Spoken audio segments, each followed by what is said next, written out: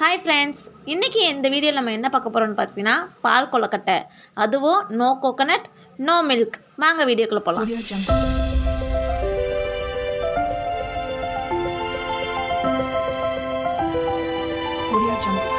நான் இப்போது சின்னதாக ஒரு சட்டி எடுத்துக்கிட்டேன். அந்த சட்டியில் 5 கரண்டி அளவுக்கு நான் பச்சரிசி, இந்த பச்சரிசி வீட்டிலையே காய வச்சு ரேஷனில் கொடுப்பாங்க பார்த்தீங்களா, அந்த பச்சரிசி தான்.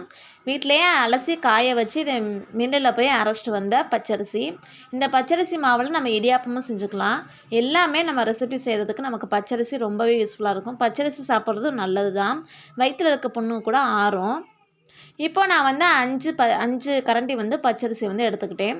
கொஞ்சமாக 2 ஸ்பூன் சுகர் சேர்த்துக்கலாம்.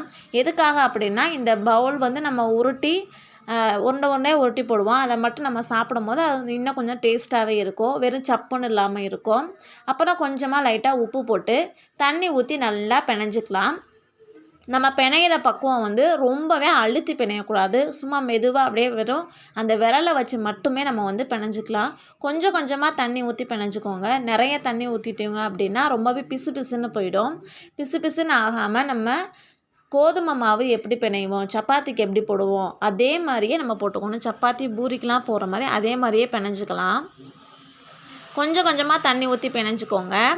நம்ம பிணைய நம்ம எவ்வளோ மாவு எடுத்தோமோ அதை விட குவான்டிட்டி இன்னும் கொஞ்சம் அதிகமாக தான் வரும். நம்ம தண்ணி சேர்த்து பிணையும் போது நல்லாவே இந்த மாதிரி பிணைஞ்சிக்கிட்டு கையில் மாவு ஒட்டாமல் வரணும். அந்த அளவுக்கு நம்ம பிணைஞ்சி எடுத்துக்கலாம். நம்ம எந்த அளவுக்கு நம்ம தண்ணி ஊற்றணும் அப்படின்னு பார்த்திங்கன்னா, நம்ம ஊற்றும் போது தண்ணி எல்லா பக்கமும் பட்டு நம்ம கையில் ஒட்டக்கூடாது. அதுதான் பதம். ஒட்டாத அளவுக்கு இருந்தாவே நமக்கு போதும். பார்த்திங்களா, கையில் அவ்வளோதான், ஒட்டலை மாவு. இப்போ அடுப்பு ஆன் பண்ணி அதில் இட்லி சட்டியை வச்சு கொஞ்சமாக தண்ணி ஊற்றிக்கலாம். இட்லி வேக வைக்கும் போது எப்படி வேக வைக்குமோ அதே மாதிரியே தான் இப்போ இதை வேக வைக்க போகிறோம். கொஞ்சமாக எடுத்து நல்லா இதே மாதிரியே ரவுண்ட் ஷேப்லையும் உருட்டிக்கலாம், நம்ம அந்த உருளை ஷேப்பில் உருட்டிக்கலாம். அதுவும் இல்லாமல் நாங்கள் சின்ன வயசில் இந்த மாதிரி மாவு பிணைய ஆரம்பிச்சிட்டாங்கவே, அதில் கொஞ்சோண்டு மாவு வாங்கி நல்லா விளையாட வச்சுக்குவோம். அதே போல் தான் இப்போ என் பையனும், நான் ஏதாவது ஒன்று செய்ய ஆரம்பிச்சிட்டேன் அப்படின்னாவே இந்த மாதிரி மாவு பிணைஞ்சேன் அப்படின்னா, கோதுமை மாவாக இருந்தாலும் சரி, இந்த அரிசி மாவாக இருந்தாலும் சரி, உடனே வாங்கிக்குவான், விளையாடுறதுக்காண்டி வாங்கிக்குவான். அதில் நிறைய விதவிதமாக ஷேப்லாம் செய்யலாம். இப்போ இந்த மாதிரி தேவையான அளவுக்கு உருட்டிக்கலாம். எல்லா மாவையும் இந்த மாதிரி உருண்டை பிடிச்சி வச்சுக்கலாம். உருண்டை பிடிச்சதுக்கப்புறம் இந்த மாதிரி குக்கர் சட்டியில் நம்ம இப்போ அந்த உருண்டைகள் எல்லாத்தையும் வேக வைக்க போகிறோம். மாவு கரெக்டாக பதமாக நம்ம பிணைஞ்சிருந்தால் மட்டும்தான் இந்த மாதிரி ஒன்றோட ஒன்று ஒட்டாமல் வரும். இப்போ நம்ம பிணைஞ்சி போட்டிருக்கோம், ஆனால் பாருங்களேன் ஒன்றோட ஒன்று ஒட்டாமல் இருக்குது. இந்த மாதிரி தான் வரணும். இப்போ இதை மூடி போட்டு மூடி வச்சு வேக வச்சுக்கலாம். அது வெந்துட்டுருக்க கேப்பில் இப்போ சைடில் நான் 250 கிராம் வெல்லம் எடுத்திருக்கேன். இந்த வெல்லத்தை நல்லா கரைச்சி வச்சுக்கலாம். ஏன்னா வெல்லத்தில் நிறையா அழுக்கெல்லாம் இருக்கும், கல்லெல்லாம் இருக்கும். இப்போ இன்னொரு பாத்திரத்தில் 2 ஸ்பூன் அளவுக்கு மாவு, அரிசி மாவு போட்டு தண்ணி ஊற்றி நல்லா பிணைஞ்சி வச்சுக்கோங்க. எங்கள் வீட்டு குட்டீஸ் நான் தேங்காய் சுரண்டிருக்கேன், தேங்காய் வேணும்னு சொல்லி கேட்டு வாங்கி சாப்பிட்றாரு. அது வரைக்கும் ஆன்னு கேட்டுக்கிட்டே தான் நிற்பார். கொடுத்ததுக்கப்புறம் தான் போவார். இப்போ நல்லாவே கொதிஞ்சிருச்சு. இப்போ உருண்டை பிடிச்ச அந்த கொழுக்கட்டையும் வெந்துருச்சு. ஒரு 90%, அதாவது 70% இருந்தால் கூட போதும். வெந்ததுக்கப்புறம் அதை எடுத்து வச்சிடலாம். இப்போ அடுப்பு ஆன் பண்ணிவிட்டு ஒரு சின்ன எந்த சட்டியில் பால் கொழுக்கட்டை வைக்க போகிறீங்களோ அந்த சட்டி எடுத்து கொஞ்சமாக தண்ணி ஊற்றி நல்லா கொதிக்க வச்சுக்கோங்க. ஒரு அரை டம்ளர் மட்டும், ஒரு டம்ளர் மட்டும் போட்டு நல்லா கொதிக்க வச்சதுக்கப்புறம் நம்ம வெள்ளை கரைசலை சேர்த்துக்கலாம். பார்த்திங்களா, வெள்ளத்தில் எவ்வளோ தூசி இருக்குதுன்னு. அதில் ஒரு கயிறே கூட கிடக்குது, சின்ன கயிறு மாதிரி கிடந்துச்சு. இவ்வளோ தூசி இருக்குது, அப்படியே டைரெக்டாக சேர்க்கக்கூடாது. அப்புறம் நம்ம இப்போது அந்த உருண்டையாக உருட்டி வச்ச அந்த கொழுக்கட்டையை நம்ம சேர்த்துக்கலாம். சேர்த்ததுக்கப்புறம் இப்போ அந்த வெள்ளை பாகில் இந்த கொழுக்கட்டை நல்லா கொதித்து வேகட்டும். நல்லா வேக விடுங்க.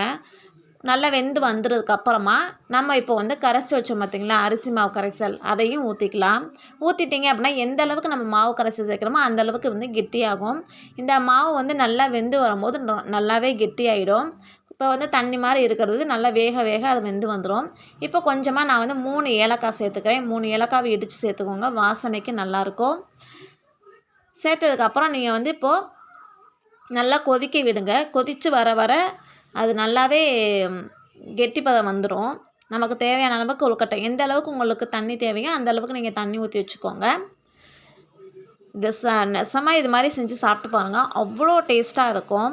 நிறைய பேர் தேங்காய் பால் ஊற்றுவாங்க, இல்லைன்னா பால் ஊற்றுவாங்க. நம்ம அந்த மாதிரி எதுவுமே சேர்க்காம பச்சரிசி மாவுலேயே நம்ம செஞ்சிட்ருக்கோம். இது வந்து என்னைக்காச்சும் ஒரு நாள், மாதத்துக்கு ஒரு நாள் இப்படி செஞ்சு சாப்பிட்றதுல ஒன்றும் தப்பு இல்லை. பச்சரிசி மாவும் நல்லது தான். அதில் தானே பொங்கல்லாம் செய்கிறாங்க. எல்லாமே இதெல்லாம் நல்லது தான். என்னைக்காச்சும் ஒரு நாள் தானே சாப்பிட்றோம். நல்லா கொதி வந்துருச்சு. கொதி வந்து அந்த இது நல்லா பொங்கி வரும். டக்குன்னு சிம்மில் வச்சுக்கோங்க. இல்லைன்னா பொங்கி அதை எல்லா வெள்ளை கரைசல் எல்லாமே கீழே ஊற்றிடும். நல்லா கிண்டி விட்டுக்கலாம். பக்கத்துலேயே இருந்து இந்த மாதிரி ஸ்டேஜில் இந்த கரைசல் ஊற்றுனதுக்கப்புறம் பக்கத்தில் இருந்து கிண்டி விட்டுக்கோங்க. இல்லைன்னா அடி பிடிக்க வாய்ப்பு இருக்குது. ஆனால் அந்தளவுக்கு சீக்கிரமாக அடி பிடிச்சிடாது. நம்ம வேணால் அந்தளவுக்கு தண்ணி வச்சுருக்கோம். எனக்கு நல்லாவே கெட்டியாயிருச்சு. கெட்டியானதுக்கப்புறம் நான் இப்போது தேங்காய் துருவலை வந்து சேர்த்துக்கிறேன். தேங்காய் துருவலை சேர்த்துட்டு நம்ம வந்து இப்போ அடுப்பை ஆஃப் பண்ணிக்கலாம். அவ்வளோதாங்க.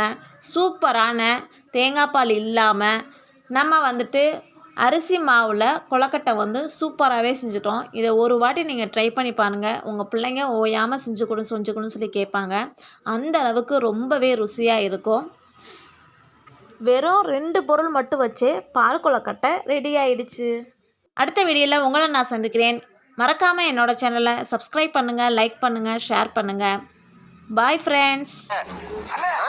ஏதோ சென்டிமெண்டா கேக்குறானே, போடா போகுதுண்ணே, ஒரு குத்து குத்துண்ணே, அப்படியா?